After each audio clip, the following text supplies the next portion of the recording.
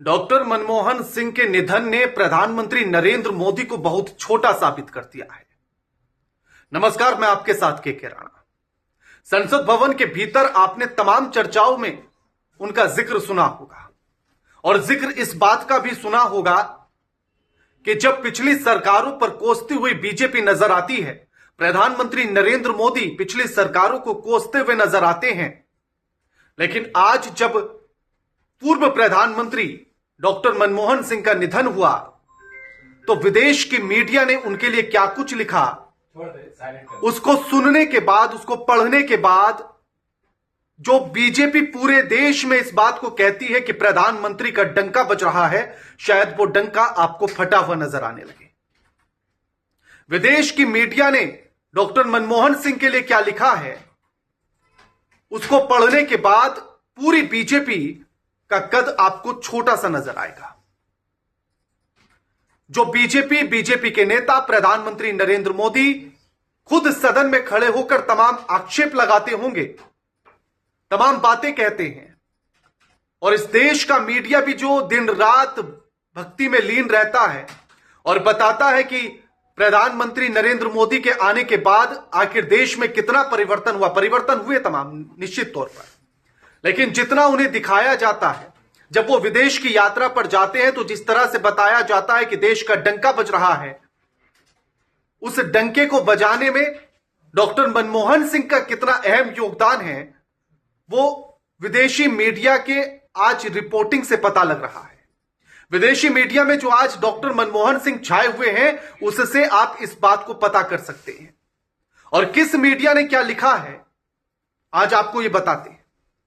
देश की मीडिया ने भी उन्हें एक बेहतर तरीके से जगह दी आज न्यूज में, और यह तो खैर होना था क्योंकि पूर्व प्रधानमंत्री थे भारत के, तो भारत की मीडिया, चाहे वो इंग्लिश के न्यूज़पेपर हो या हिंदी के हो या इंग्लिश या हिंदी न्यूज चैनल हो, वहां तो उनको जगह मिलना स्वाभाविक था। लेकिन विदेश की मीडिया में, चाहे वो बांग्लादेश हो, चाहे पाकिस्तान हो, चाहे अमेरिका हो या कोई अन्य देश हो, सभी की मीडिया ने जो प्रमुखता डॉक्टर मनमोहन सिंह को दी है, वो देखने लायक है।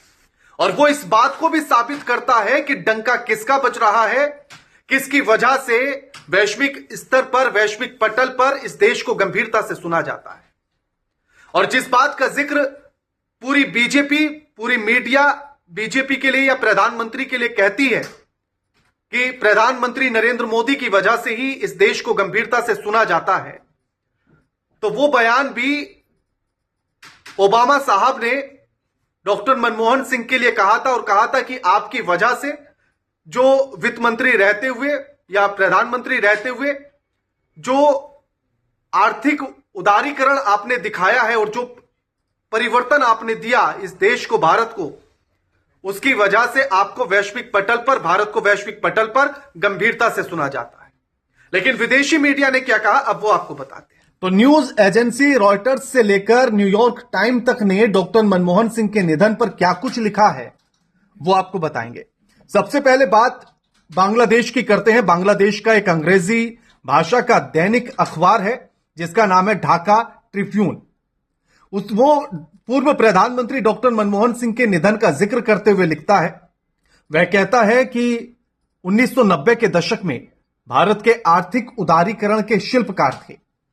उन्होंने अमेरिका के साथ एक ऐतिहासिक परमाणु समझौता भी किया था। पाकिस्तान का अंग्रेजी अखबार डॉन लिखता है कि शांत स्वभाव वाले मनमोहन सिंह यकीनन भारत के सबसे सफल नेताओं में से एक थे। भारत को अभूतपूर्व आर्थिक विकास की ओर ले जाने और करोड़ों लोगों को भयंकर गरीबी से बाहर निकालने का श्रेय दिया जाता है। इसी के साथ ब्रिटिश मीडिया बीबीसी लिखता है कि उनकी जानकारी देते हुए, डॉक्टर मनमोहन सिंह के निधन की जानकारी देते हुए, कि भारत के पूर्व प्रधानमंत्री और आर्थिक सुधार के प्रणेता मनमोहन सिंह का 92 वर्ष की आयु में निधन हो गया। सिंह भारत के सबसे लंबे समय तक सेवा करने वाले प्रधानमंत्रियों में से एक थे और उन्हें प्रमुख उदारवादी आर्थिक सुधारों का निर्माता माना जाता है। इसी बीच जो है, न्यूज एजेंसी रॉयटर्स ने लिखा है कि प्रधानमंत्री के तौर पर अपने पहले कार्यकाल में वह अनिच्छुक राजा के तौर पर वर्णित किए गए। मृदुभाषी मनमोहन सिंह जिनका गुरुवार को 92 वर्ष की आयु में निधन हो गया है, यकीनन भारत के सबसे सफल नेताओं में से एक थे। वह भारत का नेतृत्व करने वाले पहले सिख प्रधानमंत्री थे।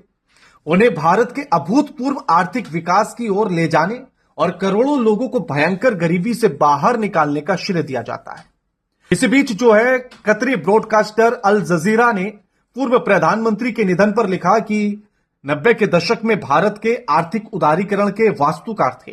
पूर्व भारतीय प्रधानमंत्री डॉक्टर मनमोहन सिंह ने वित्त मंत्री के तौर पर अपने पहले कार्यकाल में भारत के अर्थव्यवस्था को उदार बनाया। अल जजीरा ने लिखा है कि सौम्य स्वभाव वाले टेक्नोक्रेट सिंह भारत के सबसे लंबे समय तक सेवा करने वाले प्रधानमंत्रियों में से एक थे। इसी बीच अमेरिका की मीडिया भी लिखती है और अमेरिकी पब्लिक ब्रॉडकास्टर एनपीआर ने लिखा कि डॉक्टर मनमोहन सिंह के निधन पर वह एक प्रसिद्ध अर्थशास्त्री थे। उन्हें भारत में आर्थिक सुधारों के जनक के रूप में जाना जाता था, लेकिन कई लोग उन्हें एक कमजोर नेता के रूप में देखते थे। यह लाइन ध्यान देने वाली है कि कई लोग उन्हें एक कमजोर नेता के रूप में देखते थे, जिनमें उनकी पार्टी कांग्रेस के कुछ लोग भी शामिल थे।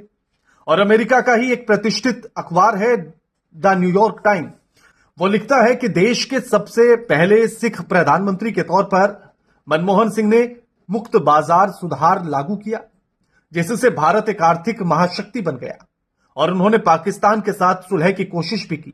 एनवाईटी यानी कि न्यूयॉर्क टाइम ने लिखा कि डॉक्टर सिंह को मृदुभाषी और बुद्धिजीवी के तौर पर वर्णित करते हुए उन्होंने दूरगामी बदलाव का श्रेय भी दिया, जिससे देश आर्थिक महाशक्ति के रूप में उभरकर चीन से प्रतिस्पर्धा करने में सक्षम हुआ। इसी बीच जो है, British daily newspaper the guardian लिखता है कि पूर्व प्रधानमंत्री डॉक्टर मनमोहन सिंह को भारत के बड़े आर्थिक सुधारों का निर्माता उसने बताया और साथ ही लिखता है कि उन्होंने देश को वैश्विक महाशक्ति के रूप में उभरने में मदद की।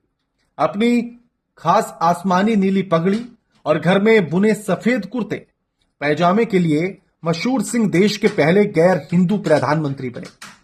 उन्होंने भारत की उथल पुथल भरी राजनीति में प्रधानमंत्री के तौर पर 2 बार कार्यकाल पूरा किया। मनमोहन सिंह को तेज आर्थिक विकास को बढ़ावा देने का श्रेय दिया जाता है, जिसने करोड़ों भारतीयों को गरीबी से बाहर निकाला है। अब ये जो विदेशी मीडिया ने लिखा है, इससे आप पूर्व प्रधानमंत्री डॉक्टर मनमोहन सिंह के कद को समझ सकते हैं। और साथ ही याद कीजिएगा 90 का वो दशक जब नरसिम्हा राव प्रधानमंत्री थे, तब भारत के पास केवल 15 दिन का पैसा बचा था खर्च चलाने के लिए देश का। और सोचे कि जब किसी के पास केवल 15 दिन का पैसा बचा हो, आप अपने घर के तौर पर ही ले लीजिए कि अगर घर की व्यवस्था को संभालने के लिए आपके पास केवल अगर 15 दिन का पैसा बचा है, तो आप उसे लंबे समय तक कैसे चलाएंगे। 15 दिन का समय देश के पास बचा था। यह लगने लगा था कि फिर से गुलाम तो नहीं हो जाएगा। तब वित्त मंत्री के तौर पर डॉक्टर मनमोहन सिंह आते हैं और वो देश के सोने को इंग्लैंड में जाकर गिरवी रखते हैं और वहां से 300 करोड़ रुपया लेकर आते हैं, और जिससे देश का विकास होता है, देश का विकास रफ्तार पकड़ता है। और जब वो सत्ता प्रधानमंत्री नरेंद्र मोदी को सौंपते हैं, तो पीपीपी यानी कि परचेज पावर को तीसरे नंबर पर लाकर खड़ा कर देते हैं, जो 1990 के दशक में 91 में सबसे पीछे थी पूरी दुनिया में, वो पूरी दुनिया में तीसरे नंबर पर आकर खड़ी हो जाती है। अब यहीं से आप इस बात को समझ लीजिए कि किस तरह से देश को, किन हालातों से देश को डॉक्टर मनमोहन सिंह ने निकाला और कहां पहुंच लाकर उसको प्रधानमंत्री नरेंद्र मोदी के हाथों में दिया, और वो उसे कहां तक लेकर जा रही है। और उसके बाद भी आरोप पिछली सरकारों पर मढ़ना कहां तक सही है। वीडियो को लाइक कीजिए, शेयर कीजिए और चैनल को सब्सक्राइब करना मत भूलिएगा। नमस्कार।